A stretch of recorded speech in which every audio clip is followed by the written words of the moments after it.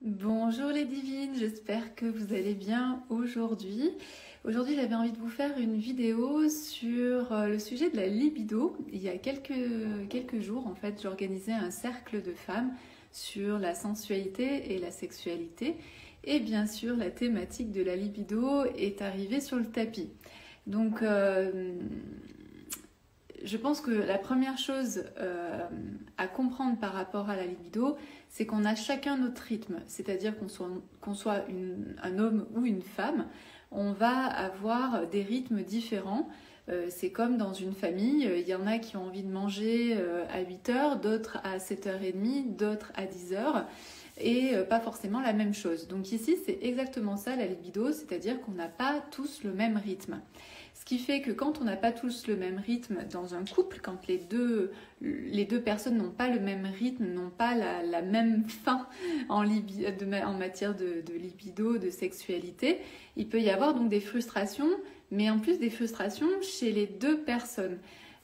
Imaginons en fait que ce soit la femme qui ait plus envie de faire l'amour que l'homme. Elle va se sentir frustrée parce que l'homme en fait ne montre jamais de désir pour elle et que c'est toujours elle qui doit venir, qui doit aller vers lui pour avoir ce qu'elle veut. Et de l'autre côté, l'homme en fait, il n'a pas le temps par exemple de sentir monter le désir, il n'a pas le temps de sentir que là c'est le bon moment pour lui et qu'il commence à désirer sa femme. Donc à partir du moment où on a compris ça, que pour tout ce que l'on fait de toute façon dans notre vie et qu'on est en relation avec quelqu'un ou avec un groupe, on va s'apercevoir qu'on n'a pas tous la même manière ou en tout cas les mêmes besoins au même moment.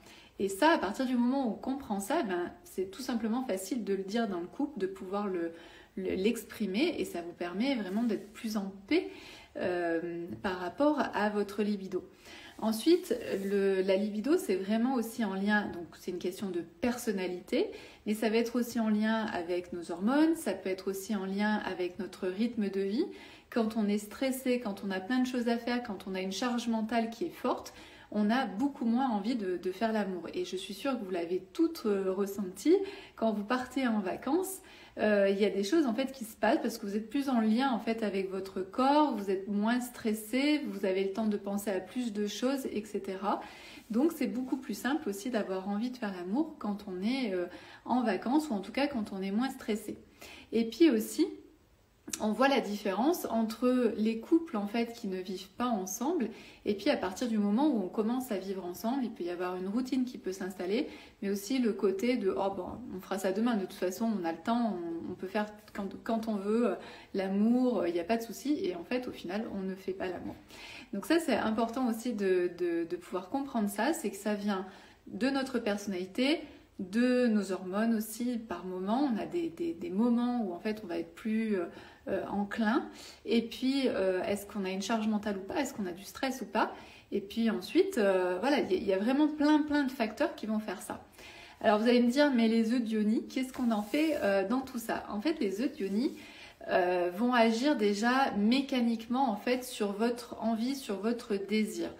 Le fait de pouvoir déjà prendre un peu de temps pour vous, hein, on laisse tomber un peu la charge mentale et le stress, donc vous prenez un peu de temps pour vous et vous allez prendre ce temps pour venir vous connecter à votre corps et tout particulièrement à votre yoni. Donc à partir du moment où vous faites ce travail de connexion à votre corps et de vraiment mettre en conscience en fait ce que vous ressentez dans votre corps et donc plus particulièrement au niveau de votre yoni, vous allez voir qu'il va se passer des choses parce que en réalité toute la journée il se passe des choses dans votre corps, sauf qu'en fait on est souvent dans notre mental et dans le stress de toujours devoir faire plein de choses. Donc notre corps c'est comme s'il était à côté. Ici hop, vous revenez dans votre corps, dans vos sensations. Et ici, quand vous allez utiliser l'œuf de Yoni en fait va permettre en fait de venir activer notamment certaines sensations qu'on n'a pas quand on n'a pas d'œuf de Yoni à l'intérieur de soi. Il faut imaginer que dans notre vagin, on a des petits récepteurs en fait, et qui sont endormis. Et quand on vient utiliser l'œuf de Yoni, ça vient réveiller ces petites cellules, ces petites parties de nous, et donc ça peut venir mettre en fait des sensations qu'on n'a pas du tout l'habitude, et donc réveiller aussi notre libido. Aussi, ce qui peut bloquer plein de femmes, ça va être par exemple j'ai un manque de lubrification. Il faut savoir que l'œuf vient titiller en fait la glande qui est responsable de la lubrification, et qu'on soit ménopausé ou pas, en fait, l'œuf vient activer cette glande et en fait la lubrification se fait mieux. Donc il y a plein de choses en fait qui se créent au niveau de notre yoni quand on porte l'œuf de yoni, ce qui fait qu'on y porte une attention toute particulière et on ressent en fait les énergies qui sont là, et donc ça peut faire monter en fait plus facilement le désir. Ensuite, au niveau des pierres, on utilise aussi la lithothérapie, et avec la lithothérapie, on a certaines pierres qui vont activer, qui sont vraiment des déclencheurs. En fait, ce sont des pierres qui sont déclencheurs. Donc, de base, tous les œufs de yoni en fait peuvent vous aider si vous pensez que vous avez un manque de libido ou si vous avez du mal à ressentir votre désir. Ensuite, si vous ajoutez en plus la pierre, alors là, ça va être vraiment top. Donc, par exemple, vous pouvez utiliser le jaspe rouge. Donc, le jaspe rouge, c'est vraiment un très très bel œuf avec des petites inclusions bleues et grises. C'est vraiment un très bel œuf, de l'ancrage et de l'énergie. Très très beau.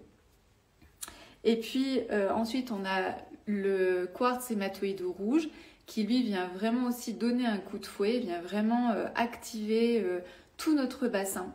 C'est un révélateur, hein, c'est vraiment un œuf qui est très beau et en même temps qui donne beaucoup d'énergie, et notamment au niveau de la Kundalini, le réveil de la Kundalini. Et puis le dernier, la cornaline, donc tous les aspects libido, sexualité, vraiment la cornaline, elle est vraiment réputée pour ça. Et vous voyez qu'elle a un beau... Enfin là, vous avez pas... C'est un peu difficile à vous montrer, mais je vous montrerai en story aussi, non ? Hop, voilà. Donc c'est un très bel œuf aussi, la cornaline, qui vient activer la libido. Donc je vous invite vraiment déjà à repenser votre sexualité, votre libido. Il n'y a pas de normalité, hein. Souvent, je sais pas, il y a toujours des sondages qui sont faits. Un couple fait l'amour 2-3 fois par semaine. Moi, je suis en relation avec les femmes, je peux vous dire que dans les couples, on ne fait pas 2-3 fois l'amour dans la semaine. Donc il y a aussi cet aspect-là. Je pense qu'aujourd'hui, on est très stressé, on est dans une vie où on nous demande beaucoup de choses à tous les niveaux. Donc on est toujours en dehors de notre corps. Donc c'est aussi pour ça que c'est intéressant de faire du sport, et notamment par exemple du yoga, des pratiques qui vous permettent de revenir à votre corps, et l'œuf de yoni en fait partie. Pour pouvoir en fait ressentir ce qui se passe dans votre corps, ressentir toute l'énergie qu'il y a dans votre corps, et laisser monter le désir, laisser monter l'envie. Et si vous avez un partenaire qui est toujours un peu pressant, qui a toujours envie avant vous, expliquez-lui ce que je viens de vous expliquer, c'est-à-dire lui demander en fait de vous laisser un petit peu de temps pour vous, que vous puissiez sentir votre désir arriver, et que vous lui ferez signe quand votre désir sera là et que vous aurez envie de faire l'amour avec lui.